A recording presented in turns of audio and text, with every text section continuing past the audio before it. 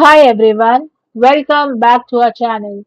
Today in this video, we are going to see how to hard reset ThinkPad Docking Station, easy reset, troubleshooting and power fix guide. Step 1. Disconnect the laptop. First unplug the USB-C or Thunderbolt cable connecting your ThinkPad to the dock. Step 2. Unplug the power. Then remove the dock's AC power adapter from the electrical outlet. Step 3. Drain any residual power. Then press and hold the power button on the dock for 30 seconds. Step 4. Reconnect power. Then plug the dock's AC power adapter back into the wall outlet. Step 5. Wait for initialization. Now give the dock about 15 to 30 seconds to boot up and reinitialize.